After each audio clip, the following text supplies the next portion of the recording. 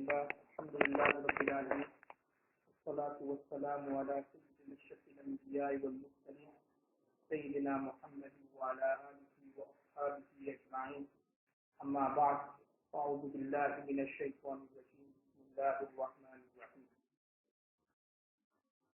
Last week's lesson we were looking at the procedure of performing salah, and we got to the end of the first rakat, and I looked at each and every aspect of the salah in terms of the takbir tahrima, in terms of what you recite, and I also gave some evidence and some proof from the hadith and the hadith literature and the sayings of Rasulullah sallallahu alaihi wasallam. Now we're going to begin this week's lesson from the following text where the respective author Imam Quduuri Lesson says, وَإِذَا قَالَ الْإِمَامُ وَلَا الضَّالِّينَ قَالَ آمِينَ. That when the Imam recites or when the Imam says وَلَا الضَّالِّينَ, then the people behind or the followers or the muqtadis behind, they should say Ameen. Now let's look at this word Ameen. Now Ameen literally means Allahumma istajib, or Allah accept our dua. And it's mentioned in a hadith of Sahih Bukhari where Rasulullah sallallahu alaihi wasallam has said that whoever's Ameen coincides with the Ameen said by the angels and the Malaikas, غُفِرَ لَهُ مَا تَقَدَّمَ مِنْ ذَنْبِهِ, then all his previous sins will be forgiven.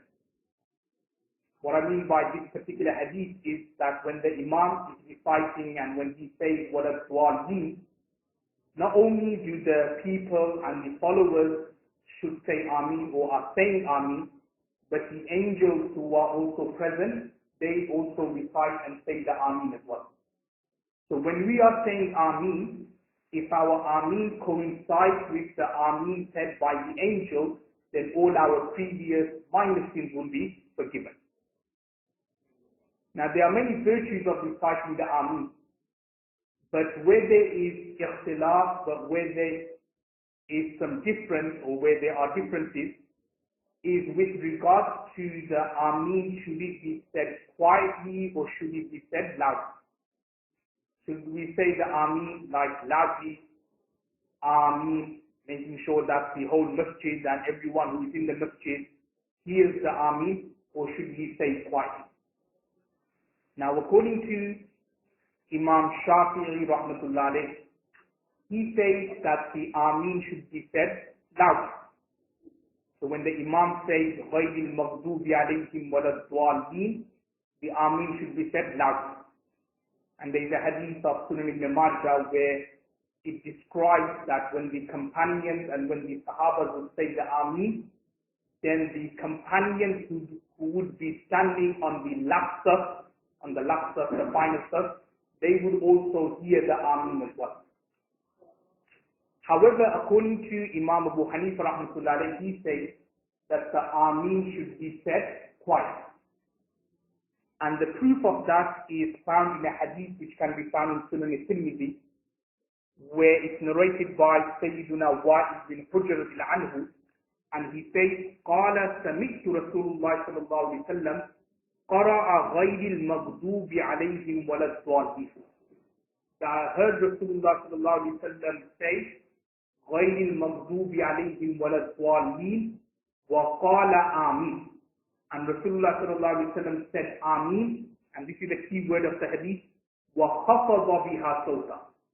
And Rasulullah sallallahu alaihi wasallam subdued the word, I subdued the Ameen. I said it softly, he said it quietly. Now regarding this issue, whether to say Ameen quietly or loudly, it's something which is based on afdaliyah, something which is got to do with virtue. What I mean by that is, some scholars say that to say Ameen loudly is more virtuous, whereas other scholars like Imam Abu Hanifa rahmatullah say that to say the Ameen quietly is more virtuous. So therefore, if one is saying the Ameen loudly, one is saying the Ameen quietly, then you shouldn't make it a big fuss or a big issue after the namaz finishes and start scolding the guy next to you, or why didn't you say Ameen loudly, or why are you saying the Ameen quietly, you shouldn't make it a big fuss. It's something which has got to do with virtue and fadail. So if somebody is saying the Ameen loudly, there are hadiths which prove that Ameen was said loudly. If somebody was saying it quietly, then you shouldn't make a big fuss out of it, and you shouldn't make a big hoo-ha out of it. But one thing which I'm going to clarify is that the reason why some people, when they come to our masjid and when they read behind, say, Hanafi Imams, and the Imam is reciting Ghayril Maghdubi Alayhim Waladdallin, then in many masjids you will hear, as soon as the Imam says Waladdallin, it's quiet. If no one even is saying everyone's just like dead, everyone's just like silent, like no one even saying anything. And that's why you get people then afterwards saying, oh, why aren't you saying Ameen? What they are saying at that moment in time, that is true. Because the Hanafi ulamas are saying that you should say Ameen, but you should say quiet. None of the Hanafi ulamas are saying you should not say Ameen. We are saying that you should say Ameen, and there are many virtues with regard to say Ameen. But what we are not saying is not to say Ameen at all. And that is something which is very sad, like many masjids where Imam is reading Waladdallin and everyone is quiet. You could even hear a pin drop. You can't even hear, no one is even actually bothered to even say Ameen at that time.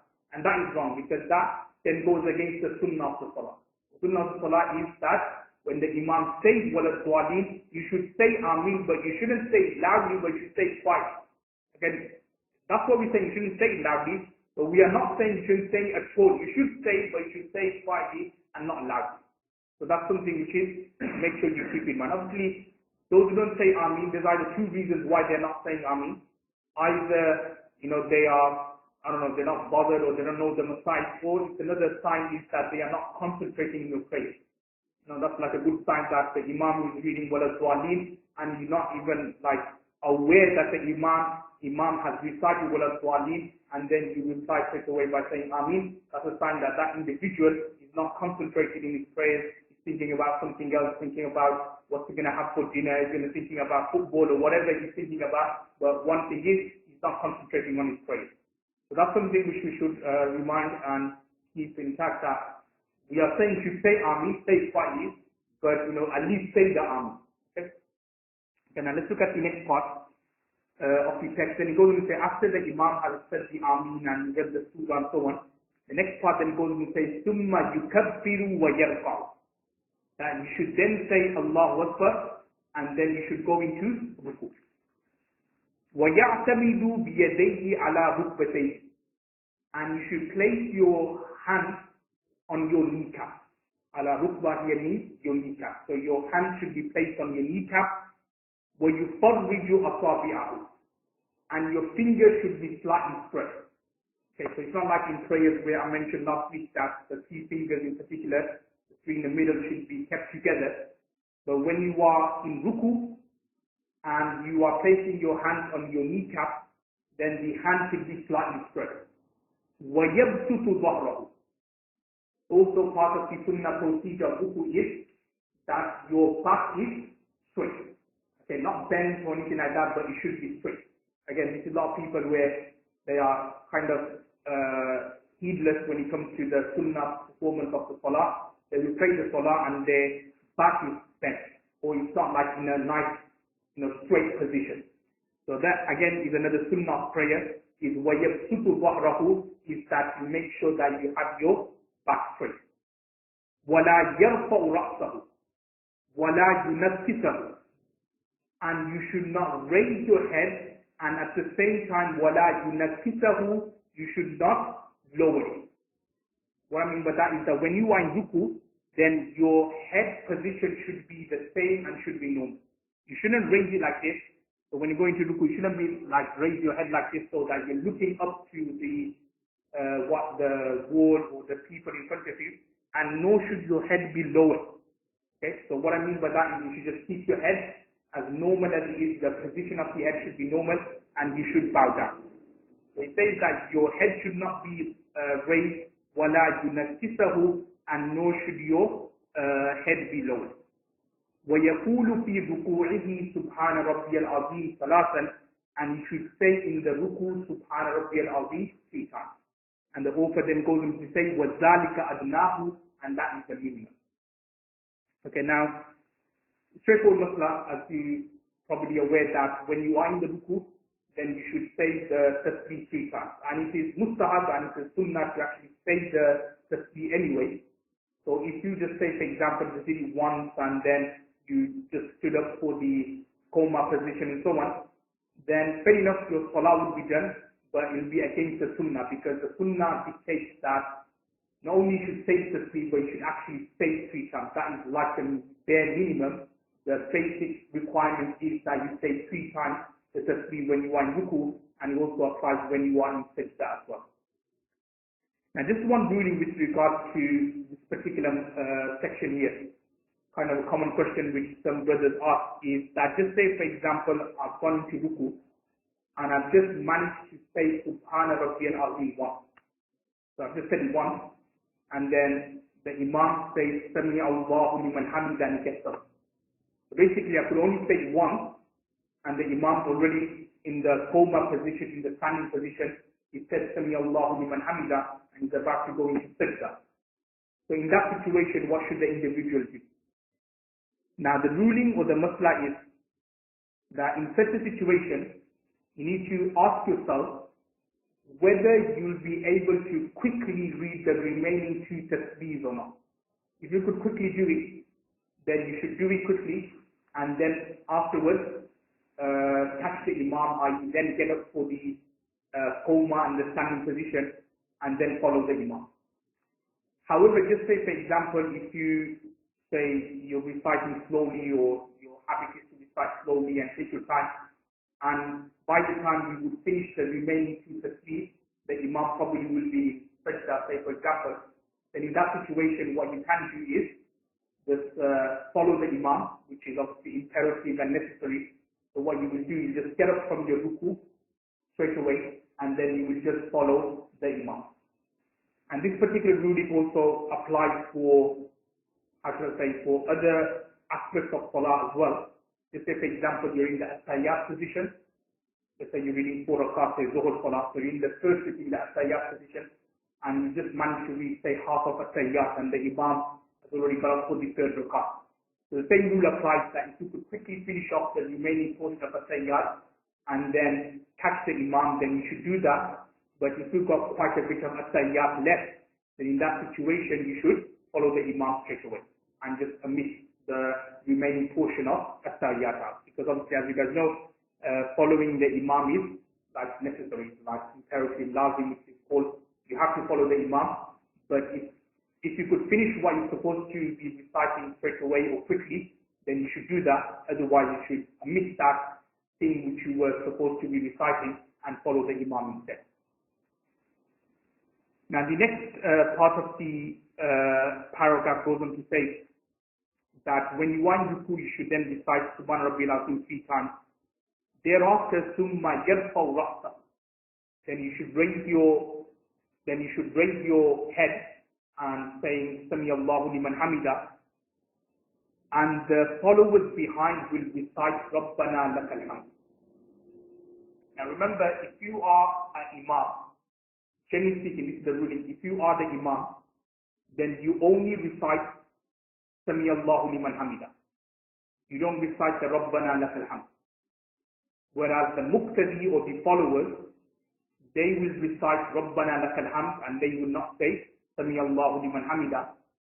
And if a person is munfarid, praying salah by himself, whether it's fardh or whether it's sunnah or optional prayer, then he will recite both. He will recite the Sami Allahu liman hamida, and he will also recite the Rabbana lakal hamd as well.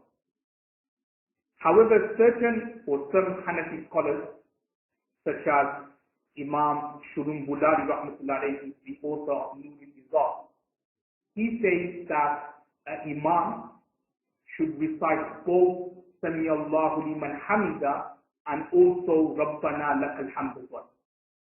So what I'm trying to say is that if an Imam, say for example, did recite both, then there's nothing wrong with it.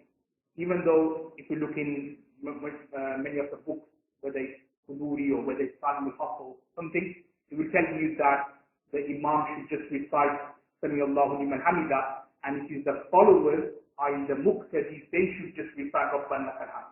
So if the Imam, say for example, either intentionally or by mistake, if he was to recite Rabbana lakal hamd, then there's nothing wrong with it, and that would be considered permissible, and that would be considered okay. Now, so another masla or another kind of ruling which we're going to look at here in a bit more detail is that, especially when you open hadith literatures or hadith books such as your Sunnah Abu Dawud, Sunnah al-Tirmidhi, or again Bukhari and so on, you will find many hadiths where it says that Rasulullah sallallahu alaihi wasallam, when he stood up after the ruku, after Rasulullah sallallahu alaihi wasallam stood up for Sami Allahu liman hamida, then instead of reciting Rabbana lakal hamd, Rasulullah sallallahu alaihi wasallam would sometimes recite du'as such as hamdan kathiran tayyiban mubarakan fi, and other kind of du'as which you may hear some people recite in their prayers.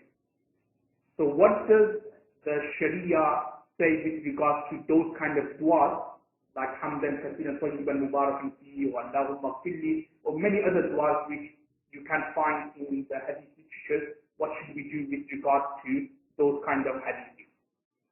Now the scholars have mentioned that, just say for example, if there is time, just say for example you're reading Salah behind the Imam, and just say the Imam takes his time in the standing position. So when the Imam gets up for Sami Allahu liman hamida, then he takes his time.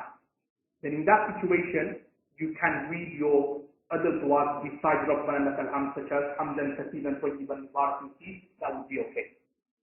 Or just say for example, if you are praying Salah by yourself, or if it's an optional prayer by yourself, then in that situation, you can read these kind of extra du'as. However, if an Imam is praying, then he shouldn't be reciting these extra du'as. And we're going to look at this later, because the Imam has been advised by Rasulullah sallallahu alaihi wasallam to do takhfif of the salah. Takhfif meaning to be light, or to be, what's the word? So basically to be a bit more lenient, or to be a bit more lenient, or a bit more kind of like relaxed when it comes to salah. What I mean by that is that the Imam salah shouldn't be like, taking say 20 minutes for like, like Isha prayer, or half an hour for Isha prayer, but it should be more kind of like lenient, meaning that it should be more relaxed in terms of the recitation, and you should realize that there are old people reading Salah behind, there may be women who are praying Salah, they may have children and so on, which is mentioned in the hadith literature. So the Imam here, he shouldn't be reciting long du'as in the rukus or in the sajdas and so on, but instead he should do what is the minimum requirement, and that is like Rabbana lakal hamd, or Subhana Rabbiyal Azim, or Subhana Rabbiyal A'la. You should just stick to that, and you shouldn't do any kind of long du'as or any kind of long supplications which may be difficult for the followers and the muqtadis who are behind. Okay, now if we just look forward, so he says there that the Imam, he will say Sami Allahu liman hamida, the followers behind they will say Rabbana lakal hamd. And when the Imam stands فَإِذَا اسْتَوَى قَائِمًا وَكَبَّرَ وَسَجَدَ. So when the Imam is standing up in an upright position, then he will say Allahu Akbar وَسَجَدَ, and he will go into the sajda position and he will prostrate.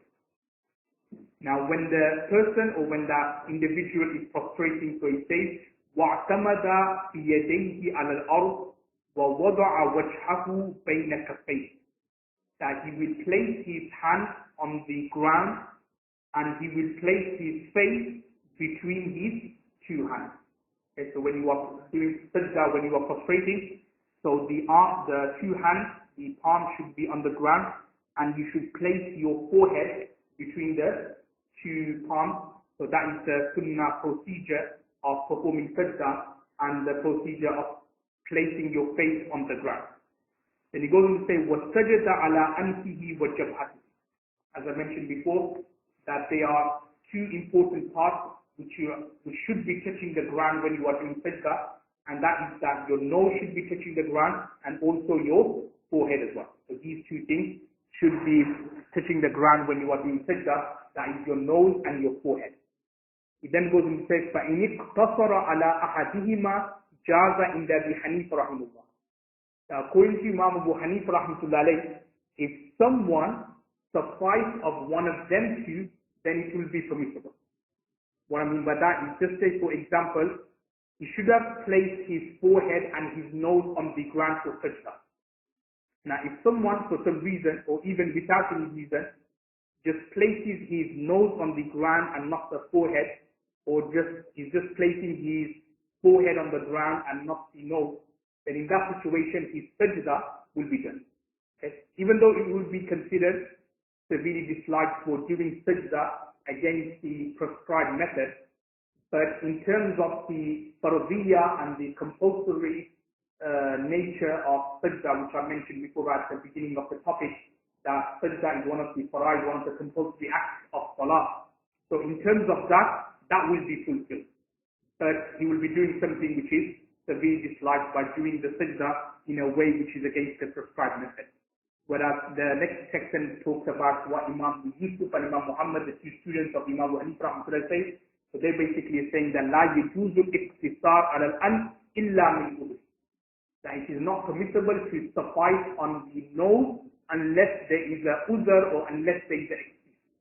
I.e., you can only do sajda on your nose, say for example, if you got some kind of injury on your forehead, that you got some kind of bandage on your forehead, or there's a kind of a scar on your forehead where if you were to place your forehead on the ground, it will cause some kind of pain, some kind of, due to the pressure, it may cause some kind of bleeding, so on and so forth. And only in that situation you are allowed to place your nose on the ground for sajda. So this is what Imam Yusuf and Imam Muhammad are saying, whereas according to Imam Abu Hanifa, he's saying that irrespective of the situation, whether there is an excuse or not, you will be allowed to place your nose on the ground for sajda, or just your forehead on the ground for sajda and not your nose.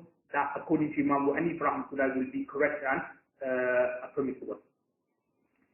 The next text then goes into say, فَإِنْ سَجَدَ عَلَى قَوْلِ إِمَامَتِهِ أَوْ عَلَى فَاضِلِ ثَوْبِهِ جَازَ. That if someone did sajda or prostrated on the edge of his pagri or on the edge of his turban, أَوْ عَلَى فَاضِلِ ثَوْبِهِ, or on some loose clothing, then jaza, then that will be correct and that will be permissible. What I mean by that is, just say for example, somebody took off his turban and he placed his turban on the sajda area, just on the floor. So when he came to do sajda, his forehead or the nose wasn't actually touching the ground or wasn't touching the carpet, but instead it was touching the turban which was on the floor.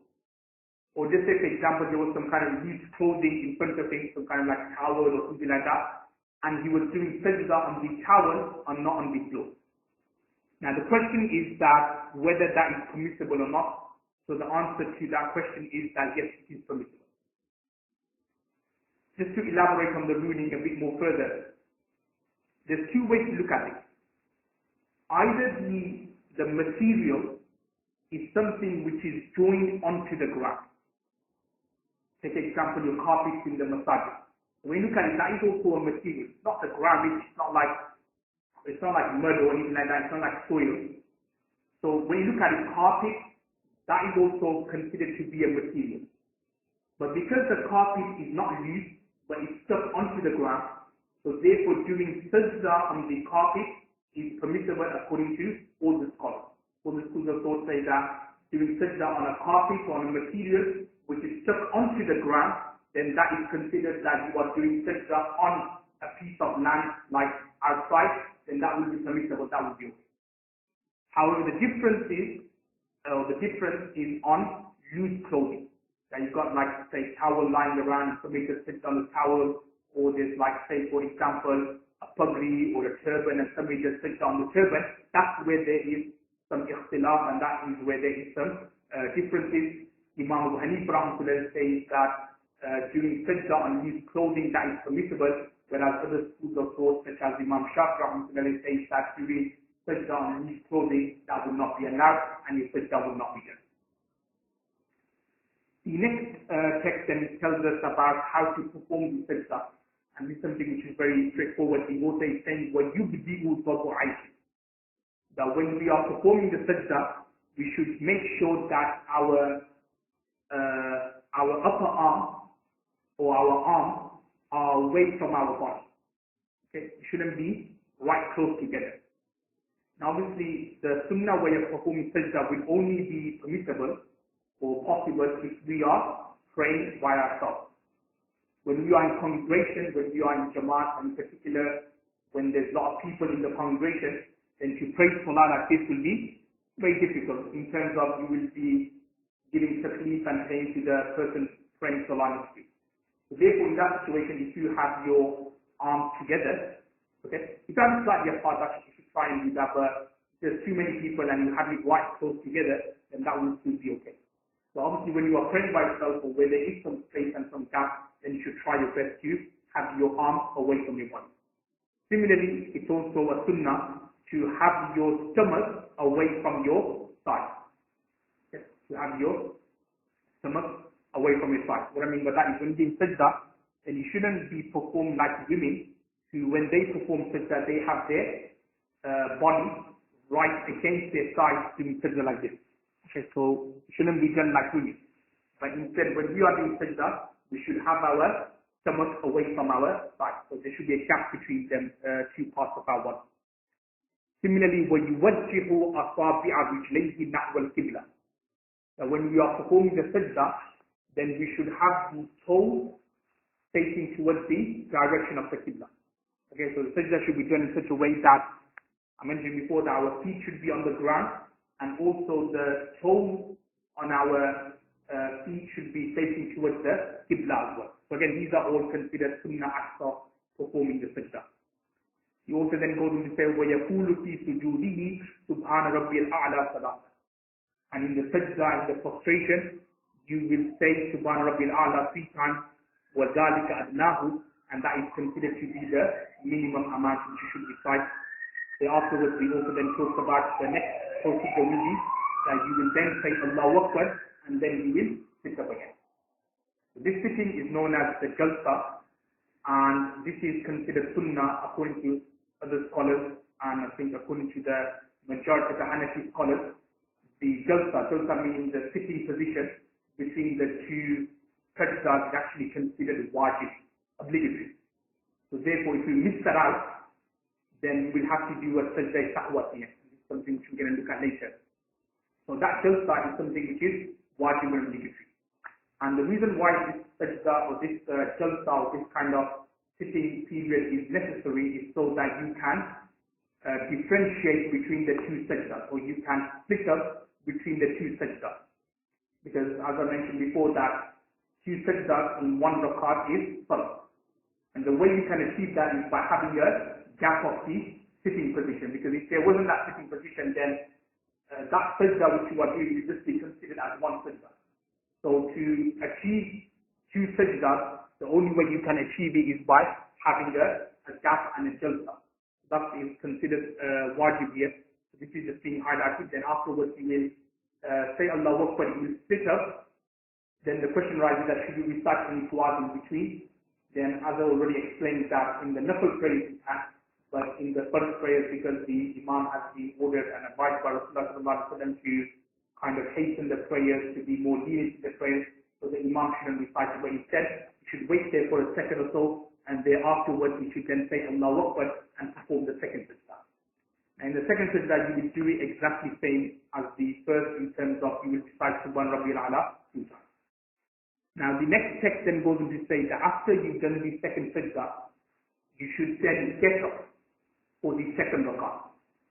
And the way you get up on the second rakat is, again this is a sunnah procedure, is وَاسْتَوَى قَائِمًا عَلَى صُدُورِ قَدَمَيْهِ, which means that you should get up for the second rakat on your toes, or by taking support or aid from your toes. What I mean by that is that you shouldn't take any kind of support from the ground, but instead you should get up on your toes.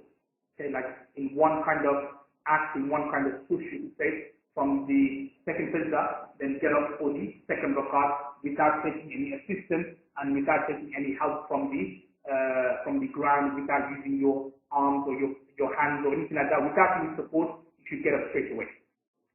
And this is being highlighted here where they also say, وَلَا يَقْعُدْ, that you should not sit in between. Now this takes me on to the next point which I want to mention. This sitting which we're talking about here, in Arabic is known as the Jalsa Istiraha. And what we mean by the Jalsa Istiraha is that after you've done the second sajda, then according to Imam Abu Hanifa rahmatullah, he says that you should get up straight away. Whereas Imam Shafi rahmatullah says that you should sit for a bit, sit for a second or so, and then get up. And you probably observe Shafi when they are charting people, when they are praying salah and so on. What they do is after the second sajda, they get up for a bit, they sit there for a second or so, and then they push up for the second rak'ah. So that is known as Jalsa Istiraha. Now let me just say a few things with regards to this particular sitting. It's mentioned in the Hanafi books that this Jalsa Istiraha is not considered a sunnah in prayer. What I mean by that is that you should do the second sajda and thereafter you should get up straight away. However, it's also mentioned in the Hanafi books that if somebody did it by mistake and he was in that position for the duration of 3 subhanallah, for the duration of 3 subhanallah, so let's say 3 seconds, then sajda sahwa will become obligatory and wajib. If it was less than 3 subhanallah, then sajda sahwa would not be obligatory and would not be wajib. Very important masala, because sometimes what happens is that sometimes you say whatever, we after we've done the second sajda, sometimes we think, oh, it's like the second rak'ah. So what we do is we kind of sit down. And then within a second we kind of realize, oh no, it's actually this is the first rak'ah and we should be getting up. So what do? We quickly get up. Now, again, love will ask that, do I have to do sajda sahwa for a bit? Now, the answer depends on how long were you sitting for. If you were sitting there for 3 subhanallah or for the duration of 3 subhanallah or more, then yes, you have to do sajda sahwa. And again, I mentioned later on the reason why is because there's been a delay here. Delay in performing a first act, which was obviously the second rak'ah. But if you were there just for 1 or 2 seconds and then you got up, then in that situation, sajda sahwa would not be obligatory and would not be wajib. Just keep that in mind. It says here that there is no jalsa istiraha. Similarly, وَلَا يَعْتَمِدُ بِيَدَيْهِ عَلَى الْأَرْضِ, and you should not take any support from the ground when you are lifting yourself up for the second rak'ah. And the author then goes on to mention that you will do in the second rak'ah what you did in the first rak'ah. So what you did in the first rak'ah, you will do exactly the same in the second rak'ah in terms of Surah Fatiha, in terms of a surah afterwards or 3 verses. But there are certain exceptions. The exceptions are, number 1 is Allah yastaftiha, meaning that you do not recite sana. In the first rak'ah we looked at last week, you start the salah off by reciting salah, subhanakallahu wa bihamdika. In the second rak'ah you don't recite that. Similarly, wala yata'awwad, you don't recite the ta'awwud. Ta'awwud is only for the first rak'ah. When you start the prayer off, then you say a'udhu billahi minash shaitanir rajim, then you start the Surah Fatiha. In the second rak'ah, there's no need for you to read a'udhu billah. You should read Bismillah before you start Surah Fatiha, but there's no need for you to read a'udhu billah. And then he goes and says, وَلَا يَرْفَعُ يَدَيْهِ إِلَّا فِي تَكْبِيرَةِ الْأُولَى, and you should not raise your hand except in the first rak'ah or in the first takbir. I.e., when you get up for the second rak'ah, should you raise your hands or not? So the author is saying that no, you don't raise your hands except for the takbir tahlima. I.e., at the beginning of salah, when you say takbir tahlima and you raise your hands, it's only there, or it's only then, or only at that time you raise your hands. But besides that time, any other places where you are saying Allahu Akbar, whether you are going for ruku or whether you are coming up from the ruku, then there's no need for you to raise your hands. And this obviously leads me to a very important mas'ala which inshallah we'll look at next week in terms of raf'ul yadayn. Raf'ul yadayn meaning the raising of your hands. A very important topic question. A lot of people ask that raising the hands, when do we do it? When we go into ruku or when we come up from the ruku, do we have to raise the hands or not? Inshallah, this will be a topic which we will look at in detail in next week's lesson. Allah will be